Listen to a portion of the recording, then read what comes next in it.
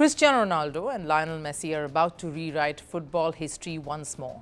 Both men are set to become the first two male footballers to feature in 6 World Cups with their appearance in the 2026 edition. The rivalry that has carried football for nearly 2 decades is preparing for one final legendary chapter. But here's the twist. The early momentum, the global hype, the fanfare, it's tilting towards Cristiano Ronaldo ever so slightly. Because after the United States, another co-host wants in on some Ronaldo time.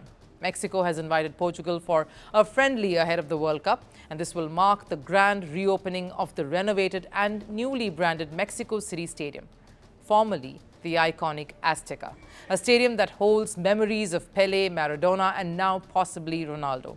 And yes, it's more than just a spectacle. There's a storyline here, because Mexico choosing Portugal over Argentina feels like a deliberate move away from Messi. Let me explain. Now, both Ronaldo and Messi may have left European football, but when a World Cup approaches, they instantly become the center of all attention. It started during the World Cup qualifiers, both dazzling once again for their national teams, but Ronaldo, in typical Ronaldo fashion, grabbed the headlines.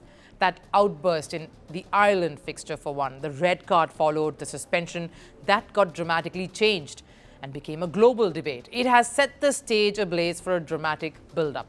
And then, of course, the iconic moment, the US President Donald Trump hosting Saudi Crown Prince Mohammed bin Salman for dinner, with Cristiano Ronaldo sitting at the table, a moment that wasn't just optics for the political conversations, but also became a World Cup advertisement for the American public.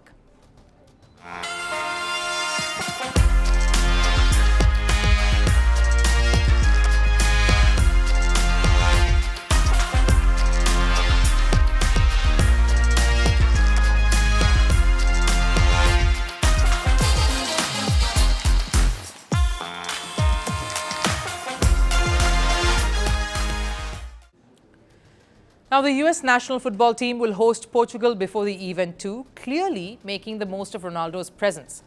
But the US isn't alone.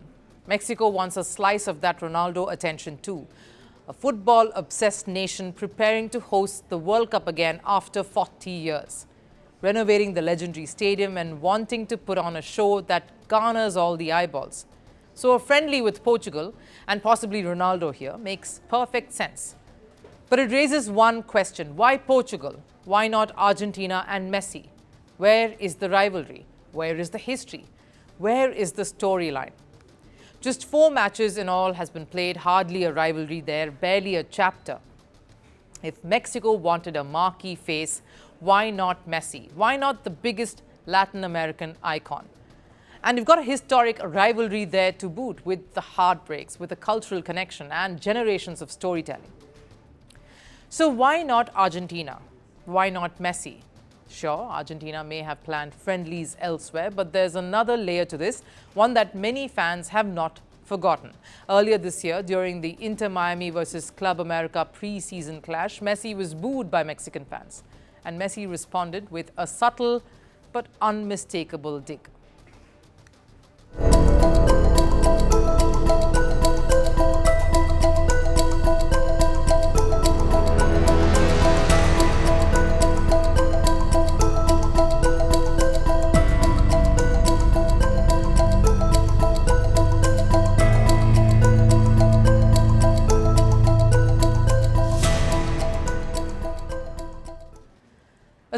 A celebration that could have meant anything. Argentina's 3-0 dominance over Mexico in World Cups, or Argentina's 3 world titles compared to Mexico's none, or simply Messi letting fans know he heard them.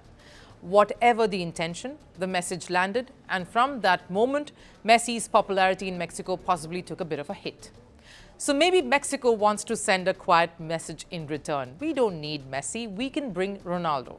We can have global star power nevertheless without Argentina in the mix. And the bigger picture is more breathtaking. 2026 could be the final World Cup for both legends. The last epic duel, the last chance for fans to see the 2 greatest players of the modern era sharing the same platform.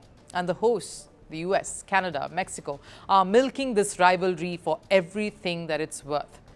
Ronaldo is generating an entirely new fan base in America. Messi is bringing his existing empire of fans from Barcelona, Argentina, and of course the MLS. Mexico just used this rivalry to hype up the event. And the world watching? Well, they're divided, excited, emotional. Now, sure, the fan bases will continue to clash. But the recent incidents have made one thing clear. Ronaldo and Messi still control the heartbeat of global football. Their choices influence penalties, dictate friendly fixtures, shape political optics, and drive the narrative of an entire World Cup. I rose from the army with medals on my chest. I spoke of freedom from colonial chains, but I tightened my own. I filled prisons with ghosts. Nearly 500,000 people were butchered under my rule, and I trusted only my paranoia. I gave myself grand titles. I claimed to be Africa's strongman. History calls me something else, the dictator. Who am I?